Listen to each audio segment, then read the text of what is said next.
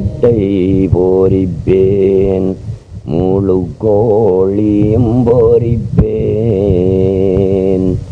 தட்டை பீங்கானில் வைத்து தருவேன் மனோன் மணியே மௌலாய வஸல்லிம் தாயிமன் அபதா.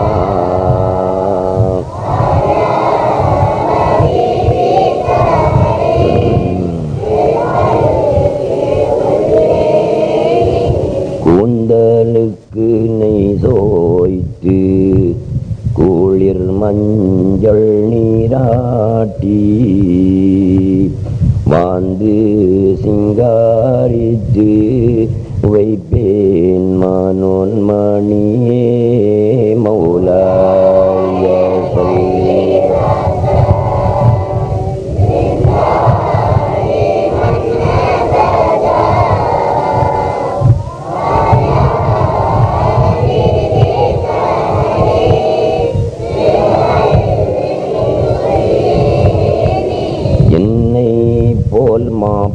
மாப்பிள்ளைமார் எத்தனை பேரும் தனக்கு,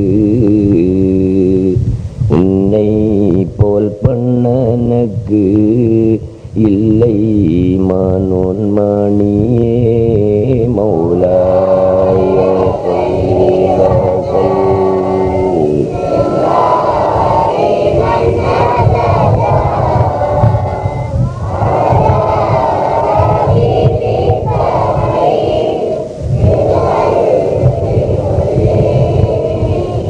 அல்ஹம்துலில்லாஹி ரப்பில் ஆலமீன் வஸ்ஸலாத்து வஸ்ஸலாமு அலா சய்யிதினா முஹம்மதின் அஷ்ரஃபில் முர்சலீன் வ அலா ஆலிஹி வ அஸ்ஹாபிஹி வ அஸ்வாஜிஹி வ அஹ்லி பைத்திஹி அஜ்மாஈன். அம்மா பஅத்.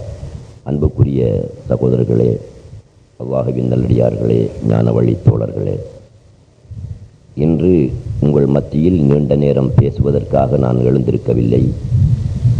வழமையாக ஹாஜா நாயகம் அவர்களின் ஹந்தூரிக்கு 2 நாட்களுக்கு முன்பதாக ஹந்தூரி தொண்டர்களுக்கான சில ஆலோசனைகளையும் அறிவுரைகளையும் வழங்குவது வழக்கம். அந்த அடிப்படையில் நாளை மாலையிலிருந்து நடைபெறவுள்ள நிகழ்ச்சிகளில் கலந்து தொண்டாற்ற இருக்கின்ற தொண்டர்களுக்காக ஒரு சில விஷயங்களை கூற நான் விரும்புகிறேன். இருந்தாலும் வலிமார்களை பற்றி ஒரு சில வார்த்தைகளை மட்டும் சொல்லி நான் விஷயத்துக்கு வருகிறேன். மஅரிஃபத்துல் வலியி அஸ்அபு மின் மஅரிஃபத்தில்லாஹ். இது இறை ஞானிகள் ஆரிஃபீன்கள் ஏகோபித்து சொன்ன ஒரு தீர்க்கமான முடிவு. மஅரிஃபத்துல் வலியி அஸ்அபு மின் மஅரிஃபத்தில்லாஹ். ஒரு மனிதன் அல்லாஹ்வை அறிந்து கொள்வது மிகவும் இலேசான விஷயம். ஆனால் ஒரு வலியுல்லாவை அறிந்து கொள்வது அதைவிட மிக கஷ்டமான விஷயம் என்று ஆரிஃபீன்கள் ஏகோபித்து சொல்லியிருக்கிறார்கள். மிக எளிதாக அல்லாஹ்வை புரிந்து கொள்ள முடியும், அறிந்து கொள்ள முடியும். ஆனால் ஒரு வலியுல்லாவை மிக எளிதாக இலகுவாக புரிந்து கொள்ள முடியாது. ஒரு வலியுல்லாவை புரிந்து கொள்வது மிகவும் கஷ்டம். காரணம் என்ன? அல்லாஹ்வினுடைய தன்மைகளை, அவனுடைய தத்துவங்களை எடுத்து மக்கள் மத்தியிலே சொல்லும் போது மக்கள் அல்லாஹ்வை புரிந்து கொள்வார்கள்.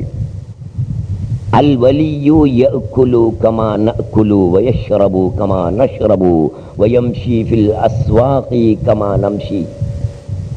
அல்லாஹ்வுடைய அவுலியாக்கள் நாங்கள் சாப்பிடுவது போல் சாப்பிடுகிறார்கள், நாங்கள் குடிப்பது போல் குடிக்கின்றார்கள், பாதையிலே நாங்கள் நடமாடுவது போல் நடமாடுகிறார்கள், நாம் திருமணம் செய்வது போல் திருமணம் செய்கிறார்கள், நாம் குழந்தைகளை பெற்றெடுப்பது போல் அவர்களும் குழந்தைகளை பெற்றெடுக்கின்றார்கள். இப்படி இருப்பதினால் வலிமார்களை அறிந்து கொள்வது, கண்டுபிடித்துக் கொள்வது மிகவும் கஷ்டம். இந்த ஊரிலே ஒரு வலியுல்லா இருக்கிறார் என்று நாம் உதாரணத்துக்கு வைத்துக் கொள்வோம்.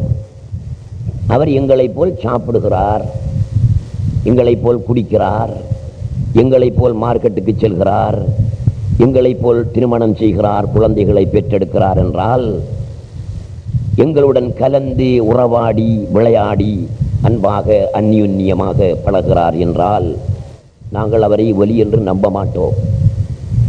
ஏதாவது ஒரு அற்புதம் அவரின் மூலம் வெளியானால் மாத்திரமே, ஒரு கராமத்து வெளியானால் மாத்திரமே அவரை நாங்கள் ஒலி என்று நம்புவோம். ஆகையினால் கராமத்து வெளியானவர்கள் மாத்திரம்தான் ஒலிமார்கள், கராமத்து வெளியாகாமல் இருப்பவர்கள் ஒலிமார்கள் அல்ல என்று நாங்கள் கருதிவிடக்கூடாது. ஒரு வலியுல்லாவுக்கு கராமத்து வெளியாகிறது ஒரு பெண்ணுக்கு ஒரு சபையிலே மாத தீட்டு வெளியாகுவது போலாம். ஒரு வலியுல்லாவுக்கு கராமத்து வெளியாகிறது ஒரு பெண்ணுக்கு ஒரு சபையில் மாதத்தீட்டு வெளியாகுவது போலாம். என்றால் என்ன? கல்யாணத்துக்கு நல்ல சாரி உடுத்துக்கொண்டு ஒரு பெண் கல்யாண வீட்டுக்கு போகிறாள். பல பெண்களுடன் கதைத்து பேசிக்கொண்டிருக்கக்கூடிய நேரத்தில் அவளுக்கு மாதத்தீட்டு வந்தால் எவ்வளவு வெட்கம் வருமோ, எப்படி நாணம் அவளுக்கு வருமோ, அதே போன்று ஒரு வெட்கம் ஒரு நாணம் அந்த வலியுல்லாவுக்கு வந்து விடுமாம். ஆகையினால் நாங்கள் மந்திரவாதிகள் விளையாட்டு காட்டுவது போல, மந்திரம் மாயாஜாலம் செய்து காட்டுவது போல ஒலிமார்கள் எதையும் விரும்பி கராமத்தை வெளிப்படுத்துவதே கிடையாது. அல்லாஹ் சுப்ஹானஹு வ தஆலா விரும்பினால் அவர்கள் மூலம் கராமத்தை வெளிப்படுத்துவான். அதற்கு பிறகுதான் அவர்களுக்கு எங்கள் மூலம் கராமத்து வெளியாகி இருக்கிறது என்பது தெரியும். ஏற்கனவே தெரியாது. ஆகையினால் தான் அல்லாஹ்வை புரிந்து கொள்வது சுலபம், லேசான விஷயம். ஒரு வலியுல்லாவை புரிந்து கொள்வது மிகவும் கஷ்டம் என்று பெரியார்கள் சொல்லி இருக்கிறார்கள். வலிமார்கள் இந்த உலகத்திலே வாழ்கின்ற நேரத்தில் கஅஸ்மாக்கின் தஈஷு ஃபில் மாஇ, அவுலியாஉல்லாஹி கஅஸ்மாக்கின் தஈஷு ஃபில் மாஇ, அல்லாஹ்வுடைய அவுலியாக்கள் நீரில் வாழ்கின்ற மீன்களை போன்றவர்களாம், தண்ணீரில் வாழ்கின்ற மீன்களை போன்றவர்களாம். என்றால் என்ன? மீன் தண்ணிக்குள்ளே இருந்து கொண்டு மேலே பார்த்தாலும் அதற்கு தண்ணீர் தான் தெரியும், கீழே பார்த்தாலும் தண்ணீர் தான் தெரியும், வலதில் பார்த்தாலும் தண்ணீர் தான் தெரியும், இடதில் பார்த்தாலும் அதற்கு தண்ணீர் தான் தெரியும், முன்னால் பார்த்தாலும் தண்ணீர் தான் தெரியும், பின்னால் பார்த்தாலும் தண்ணீர் தான் தெரியும். அதே போன்றவர்கள்தான் வலிமார்கள். அவர்கள் இந்த உலகத்திலே இருந்து கொண்டு எங்கு பார்த்தாலும் அவர்களுக்கு அல்லாஹ்வின் காட்சி, அல்லாஹ்வின் ஷுஹூது தான் தெரியும். ஒரு பெரியாரிடத்திலே ஒருவர் போய் கேட்டாராம், நாயகமே அல்லாஹ்வை பற்றி எனக்கு சொல்லித்தாருங்கள் என்று. அந்த பெரியார் அவருக்கு சொன்னாராம், அல்லாஹ்வை பற்றி நான் சொல்லித் தருவதை விட இந்த கடலிலே வாழ்கின்ற மீன்களிடம் நீ கேட்டால் அந்த மீன்களே உனக்கு சொல்லித்தரும் என்று சொன்னாராம். இவன் கடலோரம் வந்து நின்று, கடலில் வாழ்கின்ற மீன் கூட்டமே எனக்கு அல்லாஹ்வை பற்றி சொல்லித்தாருங்கள் என்று கேட்டான். இரண்டொரு மீன்கள் வெளியே தலையை நீட்டி அவனுக்கு சொன்னது, அல்லாஹ்வை பற்றி சொல்லித் தருமாறு நீ கேட்கிறாய், அவனோ பரிசுத்தமானவன், அவனை பற்றி சொல்வதாக இருந்தால் நாங்கள் சுத்தமாகி கொண்டுதான் சொல்ல வேண்டும். நாங்கள் நஜீஸோடு இருக்கிறோம், அந்த நஜீஸை கழுவி சுத்தம் செய்துவிட்டுத்தான் பரிசுத்தமான அல்லாஹ்வை பற்றி உனக்கு சொல்ல வேண்டும். கழுவி சுத்தம் செய்வதற்கு தண்ணீர் தேடிக்கொண்டிருக்கிறோம், தண்ணீரை காணவில்லை. ஆகையினால் நாங்கள் எப்படி சொல்லித் தருவது என்று அந்த மீன்கள் சொன்னதாம். மீன் எங்க இருக்கி? தண்ணிக்குள்ள மீன் இருக்கி, அது சொல்லுதோ, நான் எனது உடலை கழுவி சுத்தம் பண்ணுவதற்கு தண்ணீரை தேடுகிறேன், தண்ணீரை காணவில்லை. தண்ணீரை கண்ட பிறகு குளித்து சுத்தம் செய்துவிட்டு அந்த அல்லாஹ்வை பற்றி சொல்லித் தருகிறேன் என்று அந்த மீன் சொன்னது. என்ன விஷயம்? மீன் தண்ணிக்குள்ளே இருக்கிறது, அதுக்கு தண்ணி தெரியவில்லை. அது எதை பார்க்கிறது? அந்த மீன் எங்கு பார்த்தாலும் அதற்கு தெரிவது ஹக் தஆலா தான். ஆகையினால் தான் அது சொல்லுகிறது, எப்போது தண்ணீரை நான் காண்கின்றேனோ அந்த நேரத்தில் குளித்து விட்டு நான் உங்களுக்கு சொல்லித் தருகிறேன் என்று சொன்னது. இதே விதமாக அவுலியாக்கள் இந்த உலகத்திலே தண்ணீரில் வாழும் மீனை போன்று எதை பார்த்தாலும் நீங்கள் எங்கு பார்த்தாலும் அங்கே அல்லாஹ் தான் இருக்கிறான் என்ற திருமறை வசனத்திற்கேற்ப அவர்கள் எங்கு பார்த்தாலும் அல்லாஹ்வையே பார்த்து ஷுஹூத் செய்து மகிழ்ச்சி அடைந்து அந்த பேரின்பத்திலே வாழ்ந்து கொண்டிருக்கிறார்கள். அப்படியான பட்டியலில் உள்ளவர்கள் தான் கரீப் நவாஸ் ஹாஜா முயினுத்தீன் சிஸ்தி ரலியல்லாஹு தஆலா அன்ஹு அவர்கள். அவர்களுக்காக நாங்கள் இன்று விழா எடுக்கிறோம், கந்தூரி நடத்துகிறோம். ஏன்? அவர்கள் ஒரு மகான், ஒரு குத்துபு, விலாயத்தை பெற்றவர்கள், குத்துபியத்தை பெற்றவர்கள் என்பதற்காக. அவர்கள் 90 வயதிலே திருமணம் செய்தார்கள். 90 வயது வரைக்கும் ஹாஜா நாயகம் அவர்கள் திருமணம் செய்யவில்லை. அதுவும் ரசூலுல்லாஹி ஸல்லல்லாஹு அலைஹி வஸல்லம் அவர்கள் கனவில் தோன்றி நீங்கள் திருமணம் செய்ய வேண்டும் என்று கட்டளை பிறப்பித்த பிறகுதான் திருமணம் செய்தார்கள். அதுவரையும் அவர்கள் திருமணம் செய்யவில்லை. சிந்தனை பண்ணி பாருங்கள் சகோதரர்களே, 90 வயது வரைக்கும் ஒருவன் திருமணம் செய்யாமல் இருக்கிறதா இருந்தால் அவன் மிச்சமே பொறுமையோடு இருக்க வேணும்.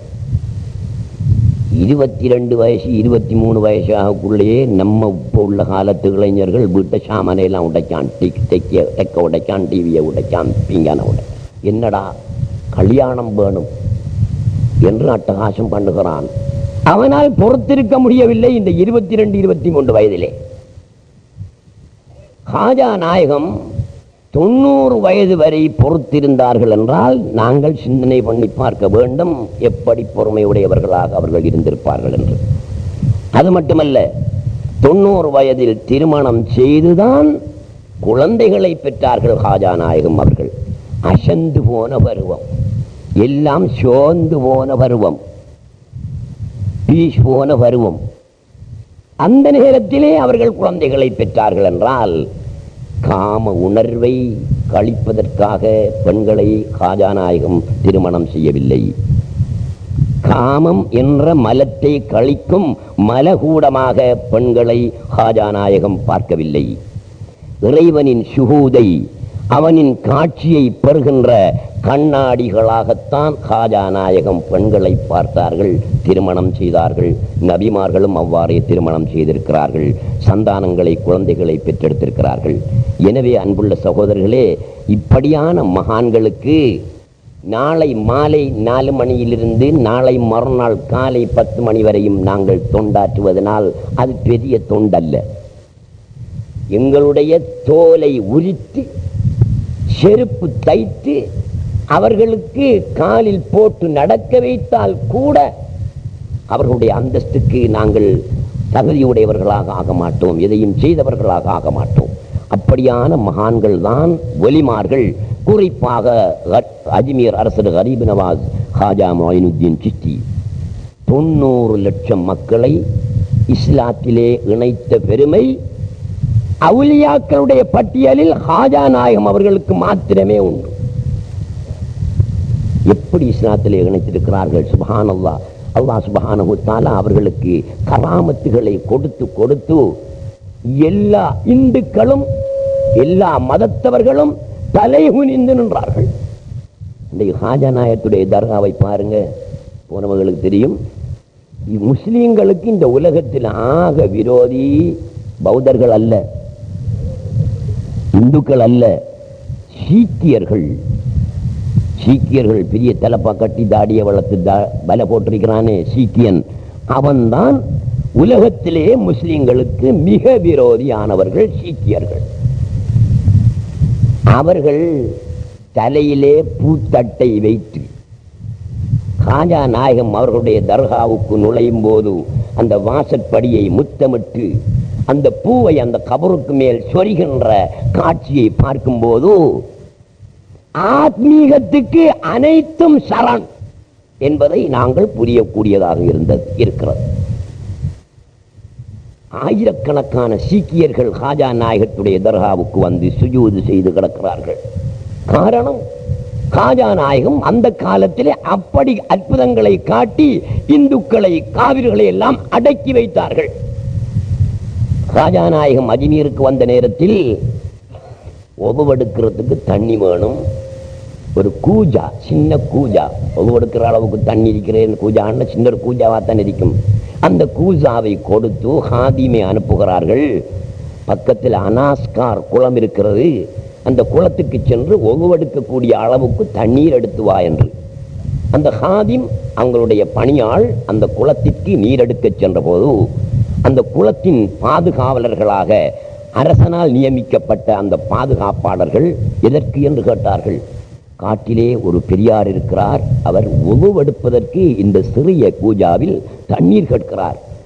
துலுக்கனுக்கு தர முடியாது, முஸ்லிமுக்கு தண்ணீர் தர முடியாது என்று அவர்கள் மறுத்துவிட்டார்கள்.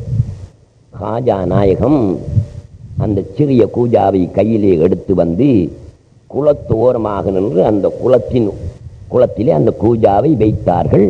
குளத்து நீர் அவ்வளவும் கூஜாவுக்குள் ஏறிவிட்டது. நீர் மட்டுமாக ஏறியது, அந்த குளத்தில் வாழ்ந்த உயிரினங்கள் உட்பட அந்த கூஜாவிலே ஏறிவிட்டது. குளம் வற்றி விட்டது, வறண்டு போய்விட்டது. ராஜஸ்தான் மாநிலம் எல்லாம் வறட்சி ஏற்பட்டு கால்நடைகள், ஆடு மாடு ஒட்டகம் போன்ற கால்நடைகள் எல்லாம் செத்து மடிந்தன. விவசாயம் எல்லாம் நாசமாகின, பயிர் பட்சிகள் எல்லாம் அழிந்து போனது. பசி பட்டணியால் அந்த மக்கள் எல்லாம் வாடி பதங்கி கொண்டிருந்தார்கள். ஹாஜா நாயகத்துடைய காலடியிலே வந்து பத்ஹூரா விழுகின்றான். நாயகமே, உங்களுடைய அந்தஸ்து தெரியாமல் நாங்கள் நடந்து விட்டோம், மன்னித்துக் கொள்ளுங்கள். இந்த ராஜஸ்தான் மாநிலமே பட்டணியிலே கிடந்து அவதிப்படுகிறது, மக்கள் மடிந்து கொண்டிருக்கிறார்கள், குளத்து நீரை தயவு செய்து வரவையுங்கள் என்று கெஞ்சினார். ஹாஜா நாயகம் அந்த சிறிய கூஜாவில் இருந்த நீரை அந்த குளத்திலே காய்ந்து போய் கிடந்த அந்த தரையிலே ஊற்றினார்கள். குளமாகிவிட்டது. இப்போதும் போய் பாருங்கள், அனாஸ்கார் மிக ராஜஸ்தான் மாநிலத்திலே மிக பிரசித்தி பெற்ற பெரிய குளம் அனாஸ்கார். அதற்கு பக்கத்தில் ஹாஜா நாயகத்துடைய தர்காவிலிருந்து சுமார் ஒரு 2.5 மைல் 3 மைல் தூரத்திலே தான் அந்த அனாஸ்கார் குளம் இருக்கிறது. இப்போது நிறைய தண்ணி இருக்கிறது. அதிலே நடுவிலே டூரிஸ்ட் ஹோட்டல், 5 ஸ்டார் ஹோட்டல் கூட ஒன்று அரசாங்கம் கட்டுவதற்கு இப்போது முயற்சி பண்ணி கொண்டிருக்கிறார்கள். அப்படியான வல்லமை கண்டித்த கடியில் 7 கடலை புகட்டி கலைக்கு விளையாட வல்லியர் குத்துபநாயகம். கண்டித்த கடுகில், கடுகு எவ்வளவு பெருசா இருக்கும், கடுகு கடுகு தெரியும் தானே, கடுகு. கண்டித்த கடுகில் 7 கடலை புகட்டி, 7 கடலையும் உள்ளுக்கு பாய்ச்சி அந்த கடுகை வச்சுக்கிட்டு விளையாடக்கூடிய வல்லமை உள்ளவர்கள் குத்துபநாயகம். எப்படியான வல்லமை! ஹாஜா நாயகம் ஒரு கூஜாவினுள் அனாஸ்கார் குளத்தையும் அந்த குளத்தில் இருந்த உயிரினங்களையும் அடைத்த வல்லமை உள்ளவர்கள் ஹாஜா நாயகம். இதெல்லாம் வெளிமார்களுக்கு சின்ன சின்ன விஷயம், எங்களுக்கு பெரிய விஷயம்தான். எங்களால் செய்ய முடியுமா? எவ்வளவு சமம் இருந்தாலும் நடக்க போற வியாபாரம் இல்லை. அவர்களுக்கு மூக்குல உள்ள கொசுவை இப்படி தட்டுற மாதிரி உள்ள விஷயங்கள் இப்படியான அற்புதங்களை நிகழ்த்தி காட்டுவது. அப்படியான மகான்களை கௌரவியுங்கள். உதுகுரு சாலிஹீன் யுபாரகு அலைக்கும். ரசூலுல்லாஹி ஸல்லல்லாஹு அலைஹி வஸல்லம் சொன்னார்கள், உதுகுரு சாலிஹீன், நல்லடியார்களை நினைவுபடுத்துங்கள், யுபாரகு அலைக்கும், உங்களுக்கு பரக்கத்து செய்யப்படும் என்றார்கள் நாயகம் ஸல்லல்லாஹு அலைஹி வஸல்லம். இந்த திக்ரில் அவுலியாஇ வஸ்ஸாலிஹீன தன்சிலுர் ரஹ்ம, எந்த இடத்தில் வலிமார்களினதும் சாலிஹீன்களையும் நினைவுபடுத்தப்படுகின்றதோ அந்த இடத்தில் அல்லாஹ்வுடைய அருள் இறங்குகிறது என்றார்கள் நாயகம் ஸல்லல்லாஹு அலைஹி வஸல்லம். இந்த அடிப்படையில் ஹாஜா நாயகம் அவர்களை நாம் 12வது வருடமாக நாங்கள் நினைவுபடுத்தி இன்ஷா அல்லாஹ் தஆலா நாளை மறுநாள் ஞாயிற்றுக்கிழமை காலை கந்தூரி கொடுப்பதற்கான ஏற்பாடுகள் செய்து வருகின்றோம் அல்ல, நாங்கள் எல்லாரும் சேர்ந்து செய்கின்றோம். சிலாக்களுக்கு ஒரு சில சந்தேகம், மலகுல பெருசா வந்தா என்ன மாதிரி இருக்கும், கந்தூரி ஷாஜியா அல்லோல கல்லோலப்பட்டு விடுமே என்று கவலைப்படுகிறார்கள். தௌஹீதுவாதிகள் என்றா கவலைப்படப்படாது. தௌஹீது தெரியாதவன், எல்லாம் அல்லாஹ்வுடைய செயல் என்று புரியாதவன் கவலைப்படுவான். அதை பத்தி நமக்கு பிரச்சனை இல்லை. சகல செயல்களும் நன்மையும் தீமையும் அல்லாஹ்வினால் உண்டாகின்றன. எல்லாமே அவன் செயல் என்று நம்பின நாங்கள் எது வந்தாலும் ஏற்றுக்கொள்ளக்கூடிய நிலைமையிலே இருக்க வேண்டும். அல்லாஹ் விரும்பினால் அவனுடைய ஒலிமாருடைய கந்தூரி நேரத்தில் மழையை இறக்காமல் இருப்பதற்கு அவனுக்கு வல்லமை உண்டு, இறக்குவதற்கும் வல்லமை உண்டு. அவன் நாடியபடி செய்யட்டும். காஜா நாயகம் அவர்களுக்கு அல்லாஹ் தஸ்ரீபை கொடுத்திருக்கிறான். அவர்கள் குத்துபு தஸ்ரீபுடைய குத்துபு. சத்தத்தை உயிராக்குவார்கள், உயிரானதை சாக வைப்பார்கள். அப்படியான தஸ்ரீபுடைய குத்துபு. அவர்கள் நினைத்தால் மழை இல்லாமல் இந்த கந்தூரியை நடத்தலாம், அவர்கள் நினைத்தால் மழையோடும் நடத்தலாம். அது அவர்களை பொறுத்த விஷயம். நாங்கள் எல்லாம் தொண்டர்கள். மழையை பற்றி அவர்கள் பார்த்துக் கொள்ளட்டும், அல்லாவும் ஹாஜாவும் பார்த்துக் கொள்ளட்டும். அது எங்களுக்கு தேவையில்லை. மழை வந்தாலும் சரி, வெயில் விழுந்தாலும் சரி, கந்தூரி நடக்கும். ஆகையினால் அன்புள்ள சகோதரர்களே, ஒவ்வொரு வருடமும் இந்த கந்தூரிக்காக 600-700 தொண்டர்கள் சேர்ப்பது வழக்கம். இந்த வருஷம் 1000 தொண்டர்கள் சேர்க்கப்பட்டிருக்கிறார்கள். அதில் இதுவரை 600 தொண்டர்கள் நமது ஊரை சேர்ந்த தொண்டர்கள் சேர்க்கப்பட்டிருக்கிறார்கள். ஒரு 100 தொண்டர்கள் நமது ஊர் வாசிகள், காத்தான்குடி வாசிகள், வெளியூர்களிலே வியாபாரம் செய்யக்கூடியவர்கள் இன்றும் நாளையும் வந்து சேர இருக்கிறார்கள். அவர்களில் 100 பேர்களுக்கு இடம் வைக்கப்பட்டிருக்கிறது. 700 தொண்டர்கள். வெளியூர்களிலிருந்து வெளியூர் வாசிகள் இந்த கந்தூரிக்கு வருகின்றவர்கள் ஏறத்தாழ ஒரு 300 பேர். சென்ற வருஷம் 210 பேர் வந்திருக்கிறார்கள். இந்த வருஷம் நாங்கள் ஒரு 300 பேரை எதிர்பார்க்கிறோம். ஆகையினால் அவ்வளவு பேரும் தொண்டர்கள் தான். 1000 தொண்டர்கள் இந்த கந்தூரியிலே பணி செய்ய போகின்றீர்கள். தொண்டர்களாகிய உங்களுக்கு சில அறிவுரைகளை சொல்ல வேண்டி இருக்கிறது. நீங்கள் இதை கவனித்துக் கொள்ள வேண்டும்.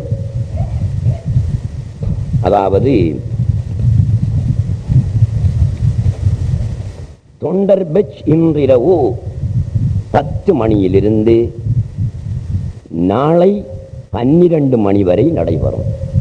தொண்டர் பெச் கொடுக்கிற அந்த வைபவம் இன்றிரவு 10 மணியிலிருந்து நாளை 12 மணி வரை, நாளை பகல் 12 மணி வரை நடைபெறும்.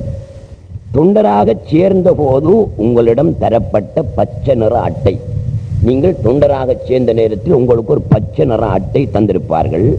அந்த அட்டை தொண்டர் பெற்றுக் கொள்வதற்கும் தொண்டர் நார்சா பெறுவதற்கும் உரிய அட்டையாகும். அதை நீங்கள் கவனமாக வைத்துக் கொள்ள வேண்டும். இன்றிரவு பெச் வழங்கப்படும் போது உங்களிடம் தரப்பட்ட தொண்டர் இலக்கமிடப்பட்ட பச்சை நிற அட்டையை கொண்டு வந்து பெச் கொடுப்பவரிடம் காட்டி உங்களுக்கான பெச்சை பெற்றுக் கொள்ளலாம். அடுத்தது அதன்பின் அந்த பச்சை நிற அட்டைக்கு உங்களுக்கான தொண்டர் நார்சா வழங்கப்படும். ஆனால் தொண்டர்கள் வேலைகளில் ஈடுபட்டுக் கொண்டு இருப்பதால் தொண்டர் நார்சா காட்டை தொண்டர் அல்லாத உறவினரிடம் கொடுத்து பெற்றுக் கொள்ளலாம்.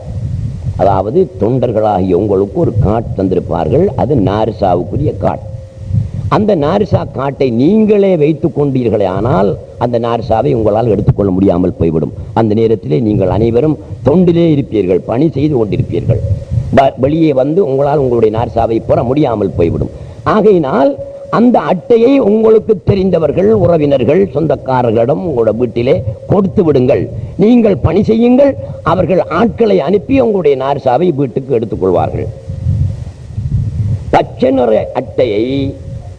நிற அட்டை காணாமற் போனால் திரும்ப வழங்கப்பட மாட்டாது. உங்களுக்கு தரப்படுகின்ற பச்சை நிற அட்டை காணாமல் ஆக்கிவிட்டீர்களே ஆனால் திரும்பி அது வழங்கப்பட மாட்டார். தொண்டர் பெச் வழங்கப்படும் போதே பிடி கார்டு, அதாவது தொண்டர் உணவு அட்டையும் தரப்படும்.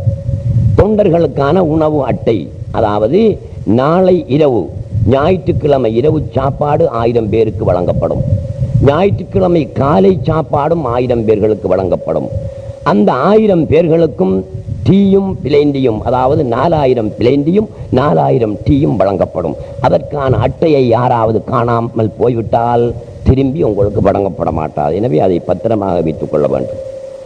தொண்டர்கள் இரவு உணவை மாத்திரம் தனித்தனியே சென்று பெற்றுக் கொள்ளலாம்.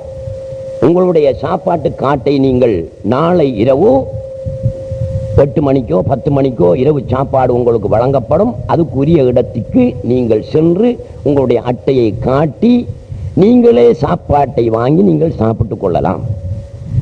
காலை சாப்பாடு தத்தமது குழு தலைவரிடம் அதை கொடுத்து பெற்றுக்கொள்ள வேண்டும். ஏனென்று நாளை இரவு சாப்பாடு டைமுக்கு யாருக்கும் எந்த வேலையும் இல்லை, சும்மா இருப்பீங்க. அதனால நீங்களாக அந்த சமையல் பகுதிக்கு போய் உங்களுடைய காட்டை கொடுத்து உங்களுடைய பார்சலை வாங்கி நாளை இரவு சாப்பாடு கொள்ளலாம். காலை சாப்பாட்டு நேரம் நீங்கள் அத்தனை பேரும் பணியிலே இருப்பீர்கள் ஞாயிற்றுக்கிழமை காலையில்.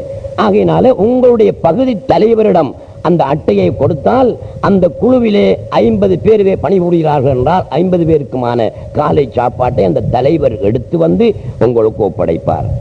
தொண்டர் பெச் காணாமற் போனால் திரும்ப வழங்கப்பட மாட்டாது.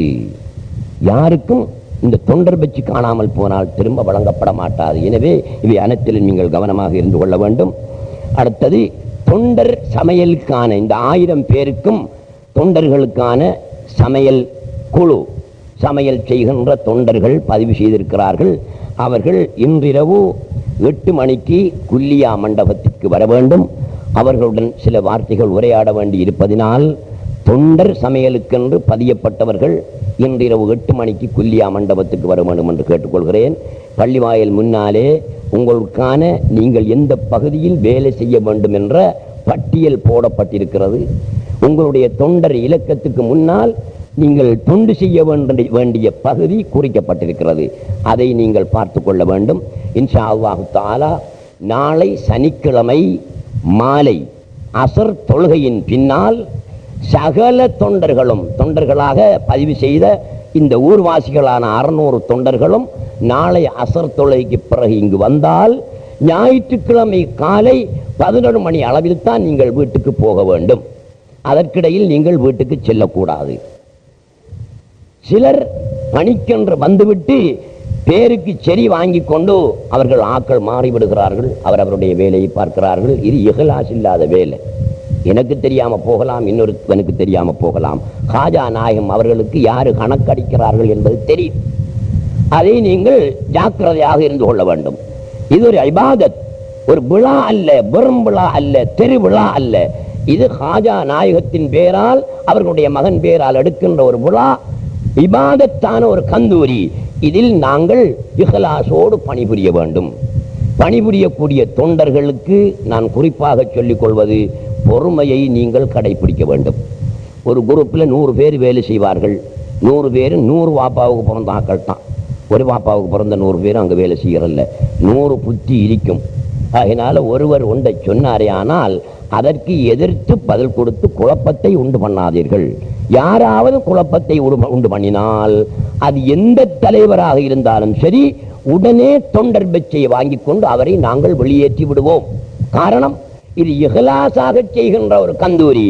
இதில் குழப்பத்துக்கு, அட்டகாசத்துக்கு, அநீதிக்கு, கணக்குறதுக்கெல்லாம் இங்கே இடமே கிடையாது. ஆகையினால் உங்களை யாருமே பிடிச்சி சொவிய பிடிச்சிட்டு வந்துவிட தொண்டராக இங்கே ஆளில் வேலை செய்கிறதுக்கு என்று சொல்லல. 60 ரூபா காசு கட்டி நீ தொண்டராகணும் என்று சொல்லி நீங்களாக 60 ரூபா பணம் கட்டி தொண்டராகி இருக்கிறீர்கள். ஆகையினால் நீங்கள் இஹ்லாஸோடு இந்த பணியிலே வேலை செய்ய வேண்டும் என்று உங்களை அன்பாக நான் கேட்டுக்கொள்கின்றேன். எனவே சகோதரர்களே, தொண்டராக பதிவு செய்த அனைவர்களும் நாளை அசர் தொழுகையின் பின் இங்கே ஆஜராக வேண்டும். உங்களுக்கான தேநீர் வசதி, இரவு சாப்பாட்டு வசதி, காலை சாப்பாட்டு வசதி எல்லாம் ஒழுங்கு செய்யப்பட்டிருக்கின்றன. எனவே நீங்கள் அனைவர்களும் ஒற்றுமையாக இந்த பணியை செய்து முடிக்குமாறு அன்பாக கேட்டு முடித்துக் கொள்கிறேன். அஸ்ஸலாமு அலைக்கும் வரஹ்மத்துல்லாஹி வபரகாத்துஹு.